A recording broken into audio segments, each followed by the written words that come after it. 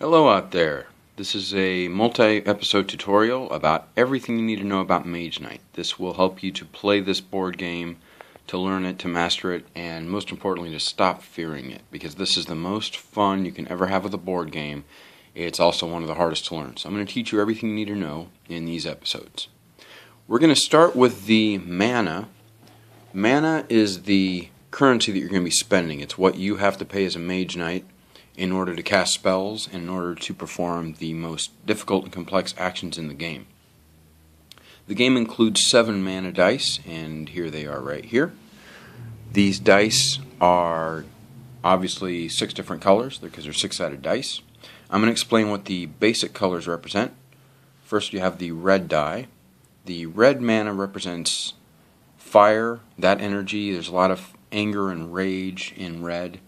This is usually used to perform attacks, and those attacks, even though any color can perform an attack, usually involve putting yourself in harm's way and taking wounds. They involve hurting your reputation because you're so fierce and threatening and intimidating, but it represents fire. Blue represents ice. It's cold, it's pragmatic, it's used for blocking and things like that. It's more rational and together than red is, so fire and ice basically. Then you have white, which is the energy of wind. Wind basically meaning that everything goes faster, so a lot of your ranged attacks come from this because flying arrows represents the wind. Also, movement comes from white. There's a lot of order and reason and a lot of dignity in white. And so you get a lot of your influence that you're going to spend comes from white cards. And influence is important because it represents how strong of an army you are, how strong of a Mage Knight you are, and your ability to persuade other people in localized areas. You're going to need influence to heal because you have to pay for and earn the services of medical help. You could also impress upon people that you are a strong Mage Knight and you should be healed. They'll also be more quick to teach you new spells and new actions. So influence is important. A lot of that comes from white. Green is the energy of the earth. A lot of your siege attacks come from green because you're chopping down trees and using them to bash in gates and things like that. You're also going to get your focus and your concentration, your healing, your movement. That's usually going to come from green. That's where that comes from. So these are the 4 basic colors. As you can see, we have all these dice. We roll these at the beginning of the game. We're going to have as many dice as we have players, plus 2. And I'm going to explain how you use mana, but first of all I'm going to say that if you don't have any mana and you need some, you can look at the game board, and we'll have a part of the game board where we'll have this many dice, again as many dice as there are actual players, plus 2, and you'll be able to take 1 die on your turn, use it once, and then when you begin the end of the turn processing, you're going to roll that die and put it back on the board in the source. Over here we have 2 more dice, which represent different colors. The first one is gold. This is what we'll be using during the day. Gold is kind of a wild card. It can represent any of the 4 basic colors of mana. You can use it to replace mana.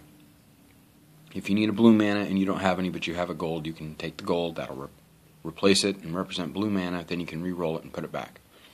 Here we have black. Black can only be used at night, and it has only one purpose, and that is when you are casting a spell requires mana of a basic color. Depending on what spell you have, that's the color you're going to use to boost it with mana. But this black color will let you cast the harder version of the spell. There's 2 versions of the spells. One is strong and one is extremely, extremely strong. Adding black mana plus a basic color of mana will allow you to perform the strongest spell. Now you can only do this at night, and obviously as I said you can only use 1 mana die from the source, so you're going to need to come up with 2 forms of mana, and if one of them is black and it's night, then you can cast a really important spell. So I want to talk now about mana crystals.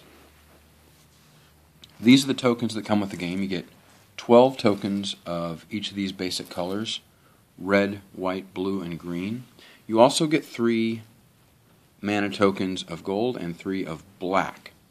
Now these crystals are yours. They are what the Mage Knight creates. When you get a crystal, it's going to stay in a part of your player area called your inventory, and you're going to be able to turn that crystal into mana at any time.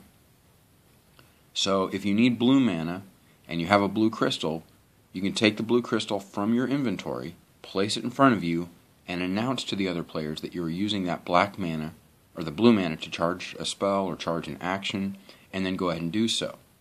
Now at the end of your turn, all mana gets returned back here to the bank, to where this pool is here. So you're not going to keep mana for more than one turn. You can keep the crystals in your inventory as long as you want to, but once you've announced that you're turning the crystals into mana, they can only be used on that turn, and then they get discarded back here. There are some cards and some effects which will allow you to take a mana. They'll say take one mana token of any color, or they'll say take a blue, red, or white mana token. That means that you take a token from the bank, you use the mana, you say I'm using blue mana to charge this card, and at the end of your turn you'll return it. Again, mana is something you only get for one turn, unless it's in crystal form. You can turn crystals into mana by saying I'm taking this crystal and using it as mana and I'm spending it, but you can't take mana and turn it into crystals. So again, if you have crystals in your inventory, or if you have mana that you can spend, that's how you spend mana to charge a higher effect to your spells. And I'm just going to grab a card at random. I'm going to grab a card called Tranquility. This is a basic card. All the players are going to have this in their starting deck. By the way, this game is a deck builder, so you will be getting more cards as the game progresses. If you had a green mana die in the source, let's say you're playing a two-person game, and you just happen to have rolled one of each color, but you have green, you can take the mana die from the source and play it on this card, Tranquility. And if you read the bottom part here, it says, instead of heal 1 and draw a card, it says heal 2 and draw 2 cards. Or draw 2 cards, sorry. So by having that green die, you'd be able to use that higher effect. Likewise, if you happen to have a green crystal in your inventory, you could take that crystal out and say, I'm going to turn this into mana. You put it on the card, now you can use the higher effect.